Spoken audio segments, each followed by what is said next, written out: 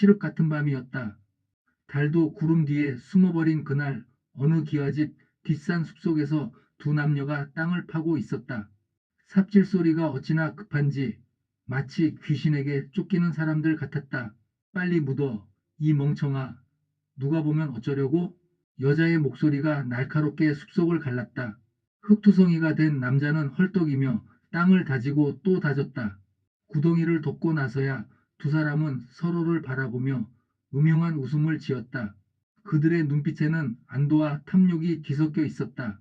하지만 이 일이 훗날 어떤 피바람을 불러올지 그때는 아무도 몰랐다. 49일이 흘렀다. 경상도 어느 마을의 큰 기와집, 사시사철 바람 잘 날 없는 그 댁에서 제사 준비가 한창이었다. 새벽부터 부엌에서 일하는 사람은 다름 아닌 며느리 연주였다. 연주는 찬물에 손을 담그고 물을 다듬고 있었다. 4월인데도 우물물이 어찌나 차가운지 손끝이 벌겋게 부어올랐다. 칼로 물을 써는 소리가 유난히 서늘하게 부엌을 울렸다. 쓱쓱쓱 마치 누군가의 뼈를 깎는 소리 같았다. 연주의 눈가에는 푸르스름한 그늘이 짙게 내려앉아 있었다. 시어머니가 돌아가신 뒤로 제대로 잠을 자본 적이 없었기 때문이다. 아니, 솔직히 말하자면 시어머니가 살아계실 때도 편히 잠든 적이 없었다. 연주가 이 집에 시집 온 것은 꼭 3년 전이었다. 18, 꽃다운 나이에 가마를 탔다. 신랑 성식은 마을에서 소문난 한량이었지만 연주의 집안은 가난했다. 혼수 걱정 없이 딸을 보낼 수 있다는 말에 연주의 아버지는 덜컥 혼사를 받아들였다. 그러나 시집살이가 어떠했을까? 시집 온 첫날부터 연주는 이 집의 종년이 되었다. 새벽같이 일어나 소죽을 끓이고 아침밥을 짓고 빨래를 하고 논에 나가 일하고 저녁밥을 짓고 설거지를 하고 그러고도 남은 바느질거리가 산더미였다. 남편 성식은 그자는 기생집을 제 집처럼 드나들며 가산을 탕진하고 있었다. 돈이 떨어지면 집에 들어와 아내에게 손찌검을 하고 주머니가 두둑해지면 또 기생집으로 달려가는 그런 사람이었다.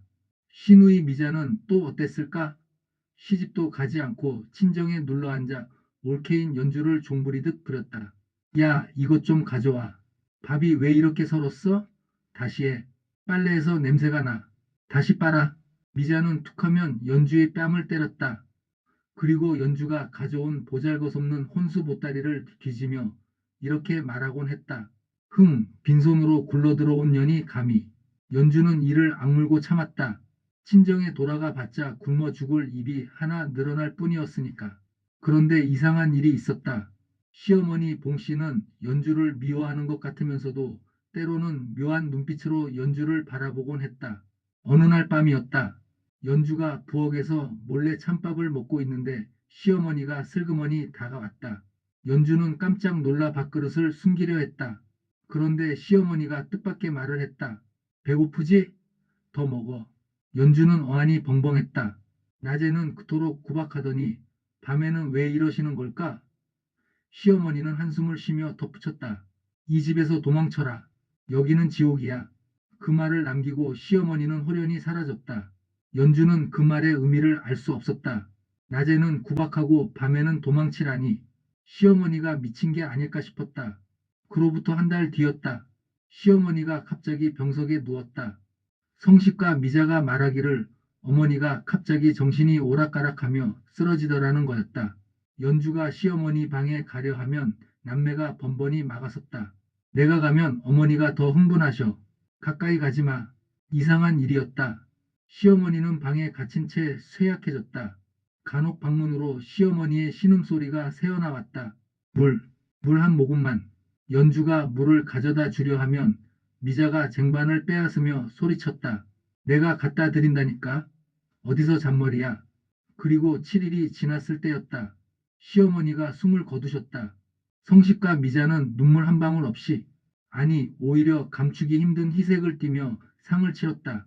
어머니가 갑자기 돌아가셨다. 병환이 깊으셨다. 마을 사람들에게는 그렇게 알렸다. 장례가 끝나자마자 남매의 행동이 달라졌다. 성식과 미자는 시어머니의 방을 샅샅이 뒤지기 시작했다. 장롱 서랍을 열고 옷 사이사이를 헤집고 마루 아래를 파헤치고 심지어 붓두막까지 뜯었다. 뭘 그리 찾는 걸까? 연주가 조심스레 물었다. 뭘 찾으시는 겁니까, 서방님? 성식이 눈을 부라리며 대답했다. 닥쳐, 내가 알 바 아니야. 미자가 곁에서 거들었다. 전년이 분명 알고 있을 거야. 어머니가 전년한테만 몰래 잘해줬잖아. 연주는 무슨 말인지 알 수가 없었다. 그날 밤 연주는 미자에게 불려갔다. 미자가 대뜸 물었다. 어머니가 금괴 어디에 숨겼는지 너한테 말씀하셨지? 연주는 눈이 휘둥그레졌다. 금괴요? 저는 아무것도 모릅니다. 거짓말 마. 어머니가 밤마다 내 방에 오셨잖아. 다 알고 있어. 연주가 아무리 모른다고 해도 소용없었다. 그날부터 남매의 학대는 더욱 심해졌다. 밥을 주지 않는 날이 늘어났다. 하루, 이틀, 사흘. 연주는 부엌에서 몰래 소죽에 넣을 쌀겨를 집어 먹으며 연명했다. 배가 고파 눈앞이 노래졌다. 등짝이 퍼렇게 멍들도록 일을 시키면서도 밥 한 끼는 내어주지 않았다. 금 있는 곳을 대면 밥을 주지. 미자의 말은 늘 그것이었다. 연주는 정말 금괴 따위는 모른다고 시어머니한테 들은 말이라고는 도망치라는 말뿐이었다고 울부짖었다. 하지만 남매는 믿지 않았다. 그렇게 49일이 흘러 오늘이 바로 시어머니의 49제 되는 날이었다. 이야기 시작 전 좋아요와 구독 부탁드립니다. 뒷부분도서 조우 246제 사상의 귀신 후반부. 본문 계속. 연주는 멍든 손으로 제사 음식을 준비하고 있었다. 부엌에 혼자 남아 물을 썰고 있는데 갑자기 등골이 오싹해졌다. 누가 뒤에서 자신을 지켜보는 느낌이었다. 연주가 뒤를 돌아보았지만 아무도 없었다. 피곤해서 그런가 보다.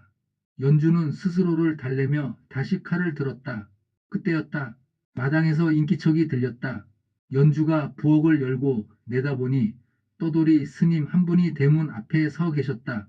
스님은 회색 누더기 장삼을 걸치고 바랑을 맨 채 지팡이를 짚고 있었다. 나이가 얼마나 되셨을까? 수염이 허옇게 샜지만 눈빛만은 형형하게 빛났다. 물 한 그릇 얻을 수 있을까요? 스님이 말씀하셨다. 연주는 얼른 우물에서 물을 떠다가 공손히 올렸다. 스님은 물을 다 드시고 나서 빈 그릇을 내려놓으며 이상한 말씀을 하셨다. 보살님, 이 집에 산 사람보다 죽은 사람 기운이 더 세구먼. 연주는 깜짝 놀라 여쭈었다. 스님, 그게 무슨 말씀이십니까? 스님은 고개를 천천히 저으며 답하셨다. 억지로 덮으려 하면 터지는 법이오.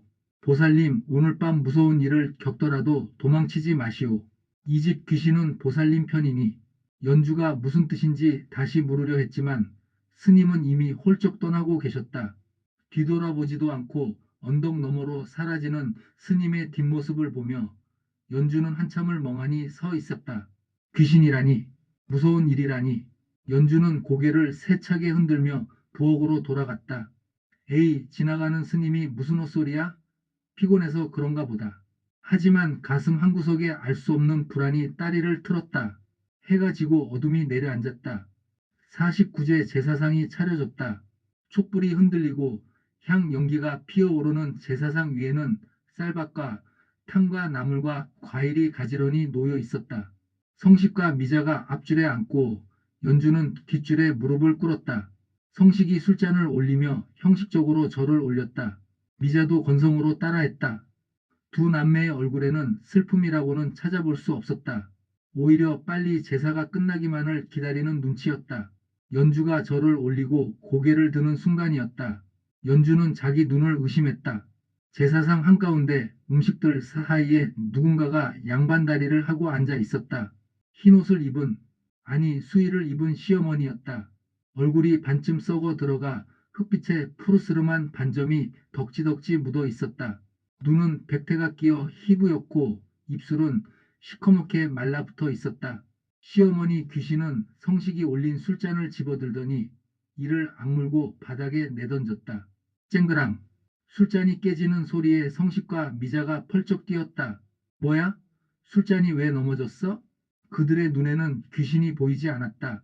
그저 술잔이 저절로 굴러떨어진 것처럼만 보였다. 하지만 연주는 보았다. 귀신과 눈이 마주쳤다. 시어머니 귀신이 썩어가는 입술을 번긋거렸다. 그 목소리는 오직 연주의 귓가에만 들렸다. 아가, 내 밥은? 연주는 소리를 지르려 했지만 목에서 숨소리밖에 나오지 않았다. 두 눈을 질끈 감고 팔다리를 마구 흔들다가 결국 뒤로 벌렁 자빠지고 말았다. 야, 이 미친년이 왜 이래? 미자가 소리쳤다. 연주는 정신없이 일어나 방으로 뛰어들어갔다. 이불을 뒤집어 쓰고 덜덜 떨며 밤새 잠을 이루지 못했다. 잘못 본 거야. 내가 너무 굶어서, 내가 너무 지쳐서 헛것을 본 거야. 연주는 스스로에게 그렇게 되뇌었다. 하지만 그날 밤은 아직 끝나지 않았다. 한밤중이 되었을 때였다. 연주는 목이 타서 물을 마시려 부엌으로 향했다. 달빛이 창호지 사이로 희끗희끗 드는 부엌. 그곳에서 연주는 다시 그것을 보았다. 부엌 구석 소뚜껑 옆에 시어머니 귀신이 쪼그리고 앉아 있었다. 귀신은 솥에 남은 찬밥을 손으로 움켜쥐어 입에 쑤셔 넣고 있었다. 허겁지겁 마치 몇 년을 굶은 사람처럼 개걸스럽게. 연주는 무서운 마음보다 가슴이 먼저 아려왔다. 귀신의 행색이 너무나 처량했다. 수의는 찢어지고 더러웠으며 머리카락은 엉클어져 귀신의 얼굴을 반쯤 가리고 있었다. 손가락 끝은 시퍼렇게 멍들어 있었다. 문득 시어머니가 돌아가시기 전에 했던 말이 떠올랐다. 이 집에서 도망쳐라. 여기는 지옥이야. 연주의 눈시울이 붉어졌다. 시어머니도 이 집에서 지옥을 살다 가신 걸까? 귀신이 고개를 들고 연주를 바라보았다. 희부역한 눈에서 맑은 눈물이 주르륵 흘러내렸다. 배고프다, 아가. 너무 배고프다. 그 순간 연주는 결심했다. 떨리는 다리를 이끌고 솥 앞으로 다가갔다. 솥에 불을 지피고 밥을 풀어 숭늉을 끓였다. 따뜻한 숭늉 한 그릇을 떠서 귀신 앞에 조심스레 내려놓았다. 어머니, 이거 드세요. 귀신이 숭늉 그릇을 들었다. 한 모금, 두 모금. 따뜻한 숭늉이 귀신의 목을 타고 내려갔다. 그러자 놀라운 일이 일어났다. 귀신의 썩은 얼굴에서 서서히 반점이 사라지고 희부역한 눈동자가 맑아지고 시커먼 입술에 생기가 돌아왔다. 귀신이 생전에 멀쩡하셨던 시어머니의 모습으로 변한 것이었다. 온화한 눈빛의 시어머니가 연주를 바라보며 말씀하셨다. 고맙다, 아가. 저놈들은 나를 굶겨 죽였는데 죽어서야 네가 주는 밥을 먹는구나. 연주는 그제야 모든 것을 깨달았다. 시어머니의 죽음은 병사가 아니었던 것이다. 어머니, 연주의 눈에서 눈물이 쏟아졌다. 시어머니 귀신이 연주의 손을 잡았다. 차가운 손이었지만 그 안에는 따스함이 느껴졌다. 아가, 내 원한을 풀어다오. 저놈들의 죄를 세상에 알려다오. 연주는 고개를 끄덕였다. 네, 어머니. 반드시 그렇게 하겠습니다. 그렇게 이승의 며느리와 저승의 시어머니 사이에 기한 동맹이 맺어졌다. 하지만 앞으로 펼쳐질 일들은 연주가 상상했던 것보다 훨씬 더 무섭고 훨씬 더 통쾌할 것이었다. 복수의 시작. 그날 밤 이후 연주의 삶은 완전히 달라졌다. 낮에는 여전히 종처럼 부려지는 며느리였지만 밤이 되면 시어머니 귀신과 이야기를 나누었다. 귀신은 밤마다 부엌에 나타났다. 연주가 몰래 차려놓은 밥상 앞에 앉아 생전에 하지 못했던 이야기들을 들려주셨다. 아가, 내가 왜 죽었는지 아느냐? 어느 날 밤 시어머니 귀신이 물으셨다. 연주는 고개를 저었다. 병환으로 돌아가신 줄로만 알았습니다, 어머니. 귀신의 눈에 서린한이 깊어졌다. 병이 아니었다, 아가. 저놈들이, 내 자식이라는 것들이 이 어미를 죽였느니라. 연주는 숨을 멈췄다. 시어머니 귀신이 천천히 과거의 이야기를 풀어놓기 시작했다. 그것은 참으로 끔찍한 이야기였다. 시어머니 봉 씨에게는 비밀이 하나 있었다. 돌아가신 시아버지가 남긴 금괴 열량이 있었다. 봉 씨는 그 금괴를 아무에게도 알리지 않고 숨겨두었다. 탐욕스러운 자식들에게 넘기면 순식간에 탕진할 것이 뻔했기 때문이다. 봉 씨는 그 금괴를 착한 며느리 연주에게 물려줄 생각이었다. 그래서 낮에는 일부러 연주를 구박하는 척했다. 자식들의 의심을 피하기 위해서였다. 하지만 밤이면 몰래 연주를 찾아가 밥을 더 먹이고 도망치라고 귀띔했던 것이다. 그런데 어느 날 성식이 어머니의 방에서 금괴 꾸러미를 발견하고 말았다. 봉 씨가 잠든 사이 방을 뒤지다가 찾아낸 것이다. 성식은 눈이 뒤집혔다. 어머니가 이런 걸 숨기고 계셨어? 이거 다 내 거야. 미자도 달려왔다. 오빠, 나도 반 줘. 어머니가 나 몰래 이런 걸 숨기시다니. 두 남매는 봉씨가 깨기 전에 금괴를 훔쳐 달아나려 했다. 그런데 봉씨가 눈을 떴다. 이놈들 그걸 어디서 냈느냐? 봉씨가 금괴를 빼앗으려 하자 성식이 어머니를 밀쳤다. 봉씨가 넘어지며 머리를 부딪혔다. 어머니, 미자가 소리쳤지만 그것은 걱정이 아니라 귀찮다는 소리였다. 오빠, 어쩌지? 어머니가 다쳤어. 성식의 눈빛이 차갑게 변했다. 이참에 아예 없애버리자. 어머니가 죽으면 이 집이고 금괴고 다 우리 거잖아. 미자가 고개를 끄덕였다. 그날부터 두 남매는 어머니를 방에 가두었다. 문을 걸어 잠그고 밥도 물도 주지 않았다. 봉씨는 방 안에서 울부짖었다. 물 한 모금만 다오. 이놈들아, 내 어미가 이러는데 어찌 이럴 수가 있느냐? 하지만 문 밖의 자식들은 코웃음만 쳤다. 금괴 어디 숨겼는지 말하면 물 주지. 성식이 비웃으며 말했다. 봉씨가 머리를 부딪히며 금괴 위치가 살짝 바뀐 것을 알아챈 남매는 분명 다른 곳에 더 숨겨놓았을 거라 의심했던 것이다. 사흘이 지나고 나흘이 지나고 닷새가 지났다. 봉씨의 목소리가 점점 작아졌다. 물 한 모금만. 엿새 되던 날 밤이었다. 봉씨가 마지막 힘을 짜내어 말했다. 연주야, 미안하다. 널 지켜주지 못해서. 그리고 이튿날 아침 봉씨는 차가운 방바닥에서 숨을 거두었다. 눈을 감지 못한 채로, 입술은 갈라지고 혀는 바짝 마른 채로 굶주림과 갈증 속에서 처참하게 죽어간 것이다. 성식과 미자는 시신을 발견하고도 눈물 한 방울 흘리지 않았다. 오히려 방을 샅샅이 뒤지며 금괴를 찾았다. 하지만 금괴는 더 이상 나오지 않았다. 분명 어딘가에 더 숨겨놨을 거야. 저 며느리 알고 있을지도 몰라. 미자가 말했다. 그래서 두 남매는 어머니의 장례를 급히 치르고 연주를 괴롭히기 시작한 것이다. 이야기를 다 들은 연주는 눈물 범벅이 되었다. 어머니, 그런 일이 있었군요. 저는 정말 몰랐습니다. 시어머니 귀신이 연주의 손을 잡았다. 아가, 내가 죽은 것은 원통하지만 더 원통한 건 저놈들이 잘 먹고 잘 살고 있다는 게야. 내 한을 풀어다오. 연주는 굳게 다짐했다. 반드시 그렇게 하겠습니다, 어머니. 그날부터 귀신의 코치를 받은 연주의 반격이 시작되었다. 귀신의 복수. 첫 번째 반격은 성식에게 향했다. 다음날 아침이었다. 성식이 밥상 앞에 앉아 숟가락을 들었다. 국에 숟가락을 넣으려는 순간 성식의 얼굴이 새파랗게 질렸다. 으악! 성식이 비명을 지르며 뒤로 자빠졌다. 왜 그래, 오빠? 미자가 달려왔다. 성식이 부들부들 떨며 국그릇을 가리켰다. 지네? 국에 지네가 있어. 미자가 국그릇을 들여다보았다. 뭔 소리야? 아무것도 없잖아? 정말이었다. 국에는 아무것도 없었다. 성식의 눈에만 시커먼 지네가 우글우글 기어다니는 것이 보였던 것이다. 그것은 시어머니 귀신의 장난이었다. 저놈이 내 밥그릇에 벌레를 넣어 굶겼으니 나도 저놈에게 벌레를 보여주마. 귀신이 연주에게만 들리는 목소리로 킬킬 웃었다. 그날부터 성식은 밥을 제대로 먹지 못했다. 밥에서는 구더기가 보이고 반찬에서는 파리가 날아다니고 물에서는 올챙이가 헤엄치는 것이 보였다. 물론 다른 사람 눈에는 아무것도 보이지 않았다. 성식은 점점 여의어갔다. 두 번째 반격은 미자에게 향했다. 미자는 연주를 때리는 버릇이 있었다. 그날도 미자가 연주의 뺨을 때리려고 손을 치켜들었다. 이 인연이 밥을 이렇게 늦게 차려. 바로 그 순간이었다. 미자의 팔이 휘청하더니 뼈가 부러지는 듯한 소리가 났다. 우득, 으악, 내 팔이 부러졌어. 미자가 팔을 부여잡고 바닥을 뒹굴었다. 그러나 팔은 부러진 게 아니었다. 귀신이 미자의 팔을 꺾어버린 것이다. 뼈가 부러지지는 않았지만 미자는 며칠간 팔을 쓰지 못했다.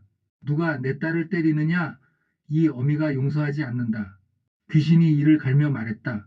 비록 며느리였지만 귀신은 연주를 딸처럼 여기고 있었다. 세 번째 반격은 밤마다 이어졌다. 귀신이 한밤중에 남매의 방문을 긁기 시작한 것이다. 사각사각사각, 내 돈 내놔라. 스득스득스득, 왜 나를 굶겼느냐? 성식과 미자는 공포에 질려 잠을 이루지 못했다. 문을 열어보면 아무도 없었다. 하지만 문을 닫으면 또 소리가 들렸다. 물 한 모금만 다오. 왜 내 어미를 죽였느냐? 남매는 점점 피폐해져 갔다. 눈 밑에 다크서클이 내려앉고 볼이 움푹 꺼지고 손이 떨리기 시작했다. 이 집에 귀신이 있어. 미자가 소리쳤다. 말도 안 돼. 어머니가 왜 귀신이 돼서 나타나션? 성식이 반박했지만 그의 목소리도 떨리고 있었다. 광에 갇힌 연주. 그 무렵 연주에게 뜻밖의 손님이 찾아왔다. 마을 뒷산에 사는 최 노인이었다. 최 노인은 80이 넘은 호라비로 다리를 절뚝거리며 혼자 산골에서 살고 있었다. 마을 사람들은 최 노인을 미치광이 취급하며 가까이 하지 않았다. 산에서 혼잣말을 하며 돌아다닌다느니 귀신을 본다느니 하는 소문이 돌았기 때문이다. 그날 최 노인이 지팡이를 짚고 연주의 집에 찾아왔다. 아가씨 소금 좀 얻을 수 있겠나? 연주가 보니 노인의 행색이 말이 아니었다. 옷은 누더기였고 얼굴은 뼈만 앙상했으며 손은 부들부들 떨리고 있었다. 아마 며칠을 굶은 것 같았다. 연주는 자기 처지도 딱했지만 차마 그냥 보낼 수가 없었다. 어르신 잠깐만 기다리세요. 연주는 부엌으로 달려갔다. 남은 찬밥을 모아 주먹밥을 만들었다. 자기가 먹으려고 몰래 숨겨둔 마지막 한 줌의 쌀이었다. 주먹밥을 오동잎에 싸서 노인에게 건넸다. 소금은 없지만 이거라도 드세요, 어르신. 노인이 눈물을 글썽이며 주먹밥을 받았다. 고맙네. 이 늙은이 사흘을 굶었는데 아가씨 덕에 살았네. 노인이 주먹밥을 허겁지겁 먹기 시작했다. 연주는 노인이 먹는 모습을 지켜보며 가슴이 아렸다. 자신도 배가 고팠지만 더 굶주린 사람을 보니 그냥 지나칠 수가 없었던 것이다. 노인이 주먹밥을 다 먹고 나서 연주의 손을 덥석 잡았다. 아가씨 고마워. 이 은혜를 잊지 않겠네. 그러더니 노인이 목소리를 낮추어 말했다. 아가씨 조심하게. 이 집에 원기가 있어. 하지만 걱정 말게. 그 귀신은 아가씨 편이야. 연주는 깜짝 놀랐다. 어르신 어떻게 아셨습니까? 노인이 빙그레 웃었다. 이 늙은이도 귀신이 보여. 사람들은 미쳤다고 하지만 나는 죽은 사람이 더 잘 보인다네. 노인이 뒷산 쪽을 가리켰다. 아가씨, 마당에 큰 감나무가 있지? 그 나무 아래를 파보게. 뭔가 있을 거야. 연주가 어떻게 아시느냐고 다시 물으려는데 노인은 이미 지팡이를 짚고 떠나고 있었다. 뒤돌아보지도 않고 산길로 사라지는 노인의 뒷모습. 연주는 한참을 멍하니 서 있었다. 그날 밤 연주는 시어머니 귀신에게 최 노인의 이야기를 전했다. 감나무 아래요? 귀신의 얼굴에 화색이 돌았다. 아가, 그래. 거기에 있어. 저놈들이 내 물건을 훔쳐서 묻어버렸어. 빨리 파봐. 그날 밤 연주는 모두가 잠든 틈을 타 마당으로 나갔다. 달빛이 고요하게 비추는 마당 그 한가운데 서 있는 커다란 감나무. 연주는 감나무 아래를 파기 시작했다. 손톱이 갈라지고 손바닥이 벗겨졌지만 연주는 멈추지 않았다. 그때 사끝에 무언가가 걸렸다. 연주가 조심스레 파올리니 기름종이에 쌓인 물건이 나왔다. 기름종이를 펼치자 두 가지 물건이 있었다. 하나는 비녀였다. 은으로 만든 봉자무로 봉황 머리에 작은 비치가 박혀 있었다. 시어머니의 거심에 틀림없었다. 또 하나는 종이 조각이었다.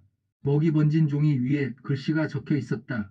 나 봉씨는 전 재산을 아들 성식에게 물려준다. 그리고 밑에 봉씨의 수결이 찍혀 있었다. 하지만 그 수결은 떨리고 일그러져 있었다. 분명 억지로 쓴 것이었다. 어머니, 연주는 그 각서를 손에 쥐고 울었다. 남매가 어머니를 가두고 굶기면서 억지로 각서를 받아낸 것이 분명했다.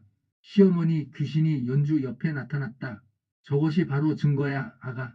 저 각서와 비녀를 가지고 관아에 가면 저놈들의 죄를 밝힐 수 있어.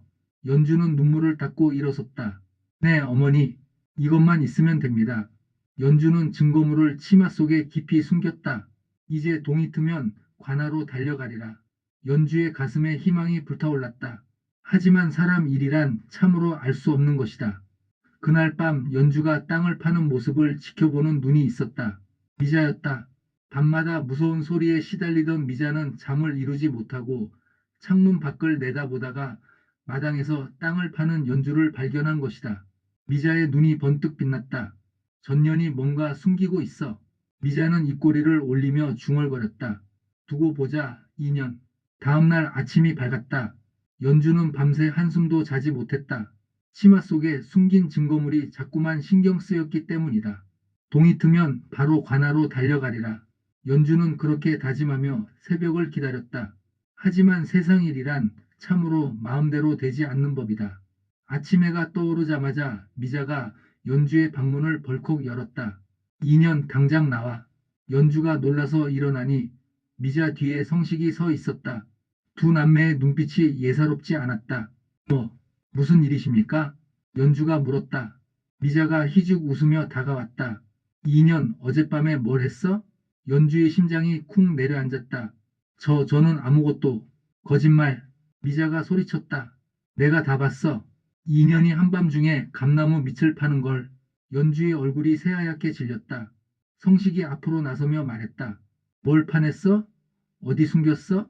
연주는 고개를 저었다. 아무것도 파내지 않았습니다. 정말입니다. 2년이 끝까지 빼박이야. 미자가 연주의 멱살을 잡았다.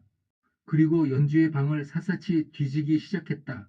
이불을 들추고 옷을 헤집고 바닥을 두드렸다. 하지만 아무것도 나오지 않았다.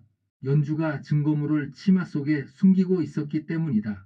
미자의 눈이 연주의 치마로 향했다. 2년 치마 속에 뭘 숨겼어? 연주가 뒤로 물러섰다. 아무것도 없습니다. 잡아. 미자의 명령에 성식이 연주의 팔을 붙잡았다. 미자가 연주의 치마를 뒤지기 시작했다. 연주가 발버둥을 쳤지만 소용없었다. 이윽고 미자의 손에 기름종이에 쌓인 물건이 들렸다. 이게 뭐야? 미자가 기름종이를 펼쳤다. 은비녀와 각서가 나왔다. 미자의 얼굴이 굳어졌다. 오빠 이거 봐. 어머니 비녀잖아. 그리고 이건 성식이 각서를 낚아채 읽었다. 그의 얼굴이 시뻘겋게 달아올랐다. 이걸 어디서 냈어? 연주가 소리쳤다. 어머니를 죽인 증거입니다. 어머니를 굶겨 죽이고 억지로 각서를 받아낸 것 다 알고 있어요. 순간 정적이 흘렀다. 성식과 미자의 얼굴에 당혹감이 스쳤다. 하지만 곧 성식이 음흉한 웃음을 지었다. 2년이 미쳤구나. 어머니가 병으로 돌아가셨는데 무슨 헛소리야? 미자도 거들었다. 오빠 2년이 완전히 돌았어. 귀신이 씌었나 봐. 성식이 고개를 끄덕였다. 그래 귀신 들린 년이 어머니 욕을 하고 있어. 이건 큰일이야. 연주는 두 사람의 눈빛에서 섬뜩한 것을 느꼈다. 무슨 짓을 하려고? 성식이 연주의 팔을 비틀며 말했다. 너 오늘부터 광에 가져. 귀신 들린 년을 그냥 둘 수 없으니까. 연주가 발버둥을 쳤다. 놔주세요. 저는 미치지 않았어요. 당신들이 어머니를 죽였잖아요. 하지만 아무도 연주의 말을 듣지 않았다. 성식과 미자는 연주를 끌고 가서 광에 집어넣었다. 광문이 쾅 닫히고 빗장이 걸렸다. 어둠 속에 갇힌 연주. 작은 창문으로 들어오는 빛만이 유일한 희망이었다. 연주는 광 안에서 울부짖었다. 어머니, 어머니, 저 좀 도와주세요. 하지만 아무런 응답이 없었다. 시어머니, 귀신은 어디로 간 걸까? 그때 마당에서 미자의 목소리가 들렸다. 오빠, 나 좋은 생각이 있어. 뭔데? 2년이 귀신 들렸다며? 그럼 구슬해서 귀신을 쫓아내야지. 성식이 코웃음을 쳤다. 굿, 돈이 얼마나 드는데? 오빠 생각을 해봐. 2년이 미쳤다고 소문이 나면 2년 말은 아무도 안 믿잖아.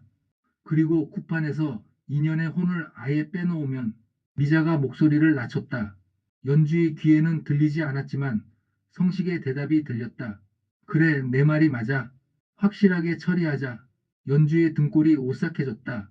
저들이 무슨 짓을 하려는 건지 알 수 없었지만 좋은 일은 아닐 것이 분명했다. 죽음의 구판. 사흘이 지났다. 연주는 광에 갇힌 채 하루에 물 한 그릇 밥 한 덩이만 받았다. 마치 시어머니가 당했던 것처럼. 연주는 이를 악물었다. 어머니도 이렇게 갇혀 계셨구나. 이렇게 무섭고 외로우셨구나. 밤마다 연주는 시어머니를 불렀지만 귀신은 나타나지 않았다. 그 이유를 알게 된 것은 나흘째 되던 날이었다. 아침에 미자가 광문을 열고 뭔가를 광 안에 붙였다. 노란 종이에 붉은 글씨로 쓴 부적이었다. 이게 뭐예요? 연주가 물었다. 미자가 희죽 웃었다. 무당이 써준 부적이야. 귀신 못 들어오게 하는 거를. 그제야 연주는 깨달았다. 시어머니 귀신이 나타나지 못한 것은 이 부적 때문이었다. 연주가 부적을 뜯으려 하자 미자가 손을 탁 쳤다. 건드리지 마. 건드리면 더 독한 걸로 바꿀 거야. 미자가 광문을 닫으며 말했다. 내일 밤이 쿠판이야. 기대해 2년. 광문이 다시 닫혔다. 연주는 부적이 붙은 벽을 바라보며 눈물을 흘렸다. 어머니, 저 어떡해요? 어머니, 그날 밤이었다. 연주가 울다 지쳐 잠이 들었는데 희미한 목소리가 들렸다. 아가, 아가. 연주가 눈을 떴다. 광박 부적의 결계 너머에 시어머니 귀신이 서 있었다. 하지만 귀신은 광 안으로 들어오지 못하고 있었다. 마치 보이지 않는 벽에 막힌 것처럼 부적 앞에서 튕겨나갔다. 어머니, 연주가 달려갔다. 귀신이 피눈물을 흘리며 말했다. 아가 미안하다. 저 부적 때문에 들어갈 수가 없어. 연주도 울었다. 어머니, 저를 구해주세요. 저놈들이 저를 죽이려 해요. 귀신이 이를 갈았다. 알고 있어, 아가. 저놈들이 박수무당을 불렀어. 내일 구판에서 너를 해치려는 거야. 어떡해요, 어머니? 어떡하면 좋아요? 귀신이 잠시 생각에 잠기더니 말했다. 아가, 내일 굿에서 무슨 일이 있어도 버텨. 굿의 기운이 열리면 저 부족도 힘을 잃어. 그때 내가 반드시 들어갈게. 정말이에요, 어머니? 귀신이 고개를 끄덕였다.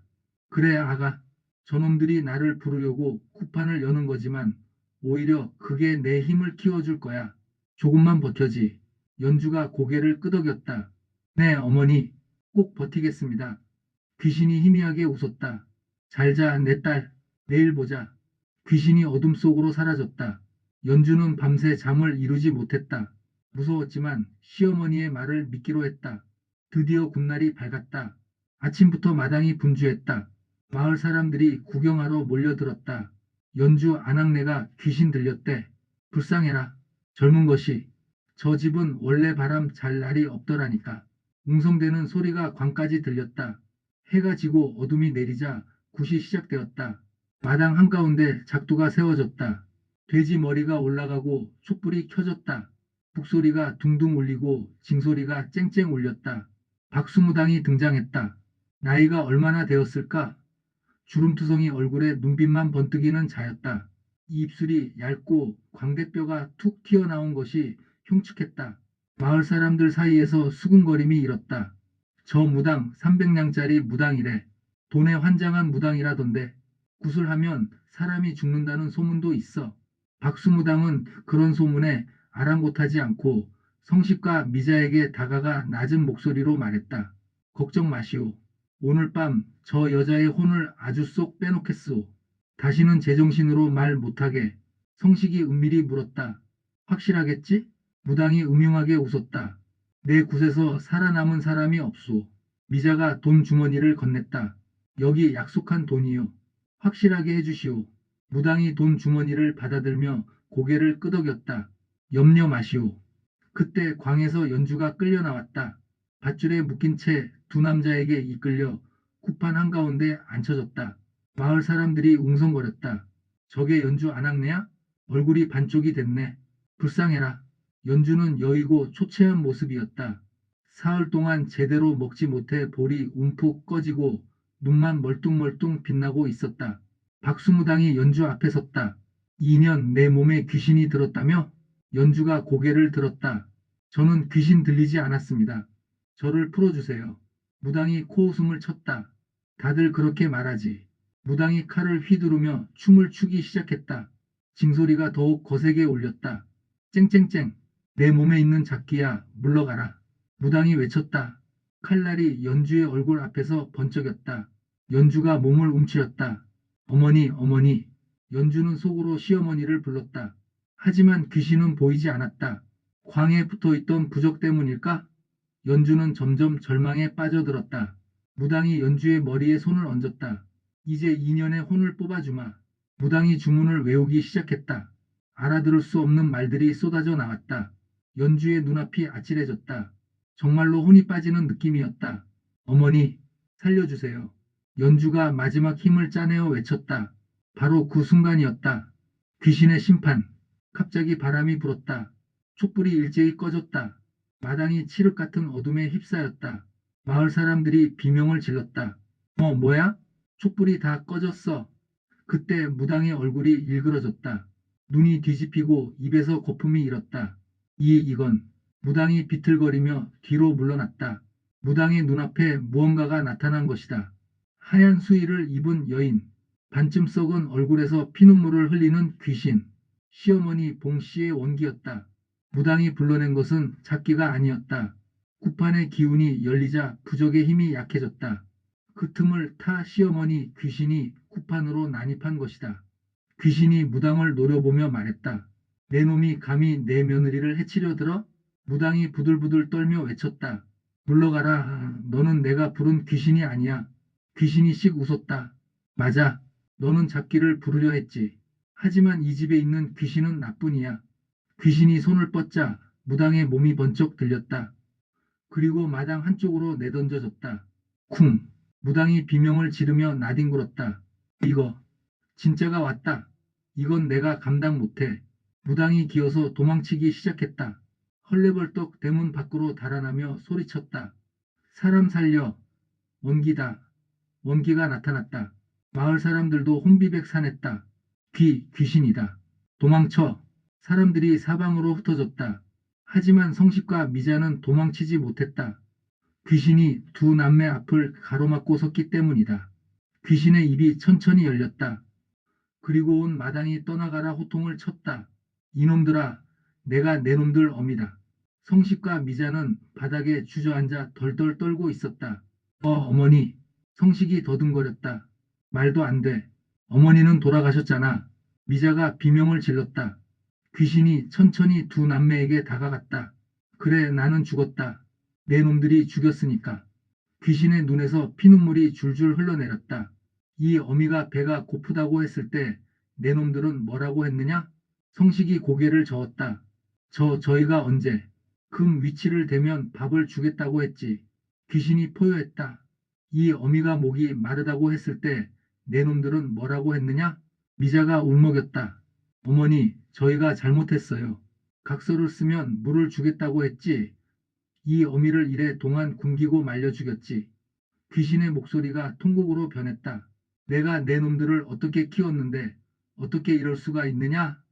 젖을 물리고 밥을 먹이고 밤새 안아주고 아플 때 간호하고 그렇게 키운 자식들이 이 어미를 굶겨 죽여? 마을 사람들이 웅성거리기 시작했다. 뭐라고? 굶겨 죽였다고? 저 남매가 어머니를 죽였다는 거야?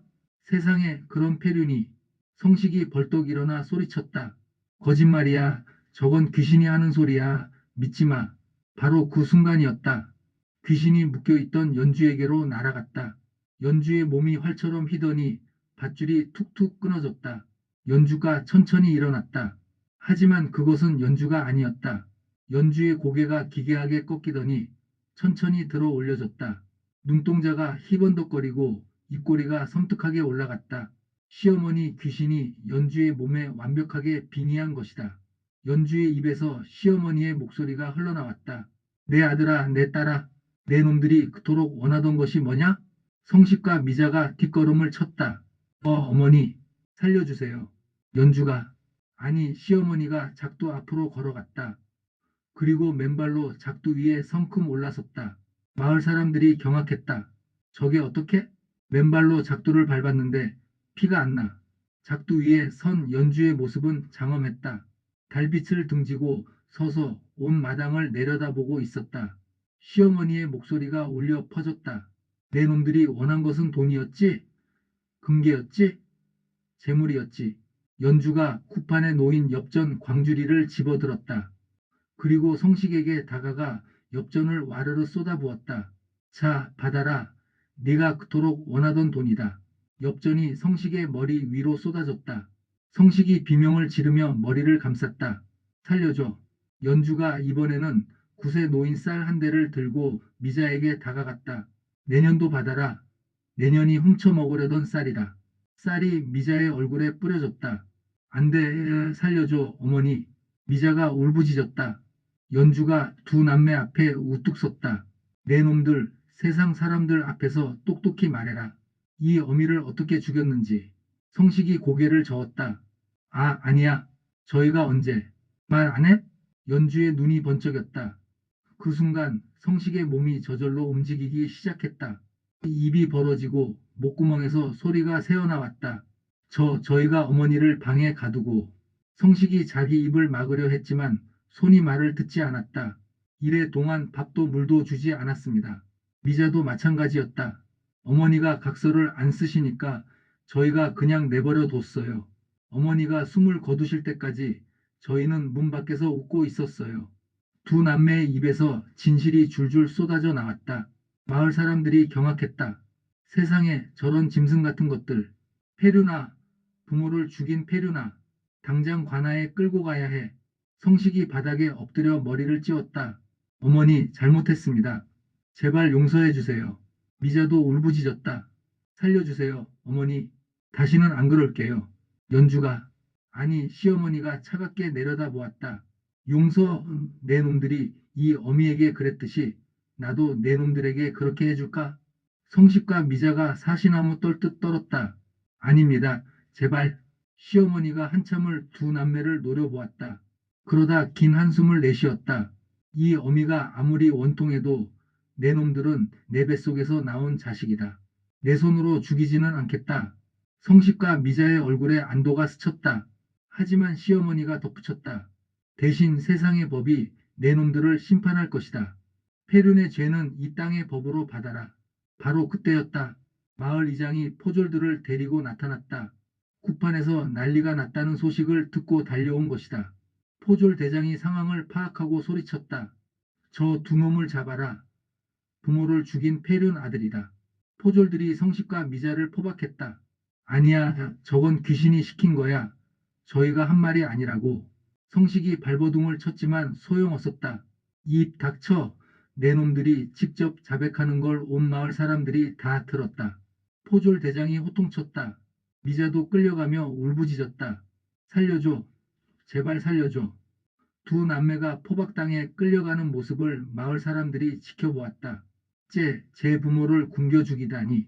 저승에서도 용서받지 못할 거야. 웅성대는 소리가 밤하늘에 울려 퍼졌다. 포졸들에게 끌려가는 남매의 뒷모습이 점점 멀어졌다. 이별과 새 출발. 그때 연주의 몸이 힘없이 무너져 내렸다. 시어머니의 혼이 빠져나온 것이다. 연주가 정신을 차리고 눈을 떴다. 어머니. 연주 앞에 시어머니 귀신이 서 있었다. 하지만 이번에는 썩은 얼굴이 아니었다. 생전의 온화한 모습. 아니, 그보다 더 평화로운 얼굴이었다. 주름살이 펴지고 눈가에 미소가 번졌다. 아가 고생했다. 시어머니가 연주의 뺨을 어루만졌다. 차가운 손이었지만 그 안에는 따스함이 가득했다. 어머니, 이제 편히 가실 수 있으시겠어요? 연주가 물었다. 시어머니가 고개를 끄덕였다. 그래, 이제 갈 수 있겠구나. 내 덕분이야. 연주의 눈에서 눈물이 흘러내렸다. 어머니, 죄송합니다. 살아계실 때 더 잘해드리지 못해서. 시어머니가 고개를 저었다. 무슨 소리야? 아가, 네가 이 어미한테 밥을 해줬잖아. 이 어미 속을 끓여줬잖아. 그 은혜를 어찌 잊겠느냐. 시어머니가 연주의 손을 잡았다. 아가, 잘 들어라. 이제 이 집은 내 것이야. 연주가 눈을 동그랗게 떴다. 저놈들이 숨긴 금괴가 아직 남아있어. 뒷산 바위 틈에 숨겨뒀지. 가서 찾아. 시어머니가 빙그레 웃었다. 그 돈으로 내세 삶을 시작해라. 착하게 살고 좋은 사람 만나서 행복하게 살아. 연주가 고개를 저었다. 어머니, 저는 그 돈 필요 없어요. 어머니가 곁에 계시는 게 더 좋아요. 시어머니의 눈가가 촉촉해졌다. 바보 같은 것. 죽은 사람이 산 사람 곁에 오래 있으면 안 돼. 이제 내 세상을 살아야지. 시어머니가 한 발짝 물러섰다. 몸이 서서히 빛나기 시작했다. 어머니. 연주가 손을 뻗었다. 하지만 시어머니는 점점 투명해지고 있었다. 아가, 고맙다. 다음 생에 태어나면 그때는 내가 내 딸이 될게. 시어머니가 마지막으로 미소를 지었다. 그리고 빗속으로 사라지더니 하얀 나비 한 마리가 되어 날아올랐다. 나비는 달빛 아래를 헐헐 날아 하늘 높이 올라갔다. 점점 작아지더니 이윽고 별빛 속으로 사라졌다. 연주는 나비가 사라진 하늘을 한참 동안 바라보았다. 어머니, 편히 쉬세요. 다음 생에 꼭 다시 만나요. 그렇게 시어머니 봉씨의 원혼은 성불했다. 에필로그. 그 후의 일이다. 성식과 미자는 관아에서 재판을 받았다. 부모를 굶겨 죽인 폐륜의 죄. 그것은 이 땅에서 가장 무거운 죄였다. 두 남매는 모든 재산을 빼앗기고 먼 섬으로 유배를 갔다. 척박한 땅에서 평생 노역을 하며 살아야 했다. 기생집에서 호사를 누리던 성식은 매일 돌을 나르며 등이 휘었다. 남의 밥을 빼앗아 먹던 미자는 하루 한 끼 죽도 제대로 얻어먹지 못했다. 두 사람은 유배지에서 뼈 빠지게 일하며 자신들이 어머니에게 한 짓을 뉘우쳤다. 어머니, 죄송합니다. 용서해 주세요. 매일 밤 울부짖었지만 대답하는 이는 아무도 없었다. 한편 연주는 시어머니가 알려준 대로 뒷산 바위 틈에서 금괴를 찾았다. 금괴 7냥. 평생을 넉넉히 살고도 남을 돈이었다. 하지만 연주는 그 돈을 혼자 쓰지 않았다. 마을의 가난한 사람들을 도왔다. 굶주린 노인에게 밥을 나누어 주고 헐벗은 아이에게 옷을 지어 주었다. 특히 연주에게 감나무 아래를 파보라고 알려준 채 노인을 찾아가 따뜻한 방을 마련해 드렸다. 아가씨, 이 은혜를 어찌 갚으리? 채 노인이 눈물을 글썽이며 말했다. 연주가 빙그레 웃었다. 은혜는요, 어르신이 저한테 베푸신 거예요. 어르신 덕분에 시어머니의 한을 풀 수 있었잖아요. 연주는 마을에서 가장 착한 사람으로 소문이 났다. 그리고 2년 뒤 마을의 선비와 혼인을 했다. 그 선비는 가난했지만 마음씨가 곱았다. 연주의 사연을 듣고도 겁내지 않고 오히려 연주의 효심에 감동하여 청혼을 했다. 두 사람은 오래오래 행복하게 살았다. 아들 둘 딸 하나를 낳아 알콩달콩 살았다. 연주는 매년 시어머니의 기일이 되면 정성껏 제사를 지냈다. 밥을 지어 올리고 쑥을 끓여 올리며 말했다. 어머니, 오늘도 맛있게 드세요. 그러면 어디선가 하얀 나비 한 마리가 날아와 제사상 주위를 맴돌았다. 마치 고맙다고 잘 먹겠다고 말하는 것 같았다. 연주는 그때마다 눈물을 글썽이며 나비를 바라보았다. 어머니, 다음 생에 꼭 다시 만나요. 나비는 헐헐 날아 하늘 높이 올라갔다. 그렇게 세월이 흘러 연주도 나이가 들었다. 머리가 희끗희끗해지고 주름살이 늘었다.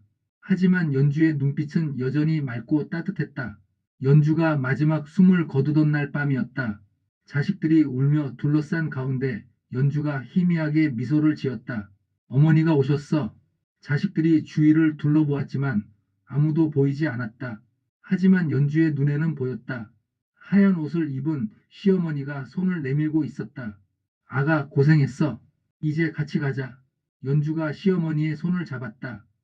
그리고 평화롭게 눈을 감았다. 창문 밖으로 하얀 나비 2마리가 날아올랐다. 나란히 하늘 높이 올라가 별빛 속으로 사라졌다. 며느리와 시어머니가 마침내 함께 떠난 것이다. 맺은 말. 자, 오늘 이야기 어떠셨습니까? 세상에는 피보다 진한 것이 있습니다. 그것은 바로 정입니다. 같은 배에서 나온 자식이라도 탐욕에 눈이 멀면 짐승보다 못한 짓을 하고 남남인 며느리라도 진심을 다하면 천륜보다 깊은 인연을 맺습니다. 부모에게 밥 한 그릇, 물 한 모금이 얼마나 귀한 것인지 오늘 이야기를 들으신 여러분은 아실 겁니다. 살아계실 때 효도하십시오. 돌아가신 뒤에는 아무리 후회해도 소용없습니다. 오늘 이야기가 마음에 드셨다면 구독과 좋아요 부탁드립니다.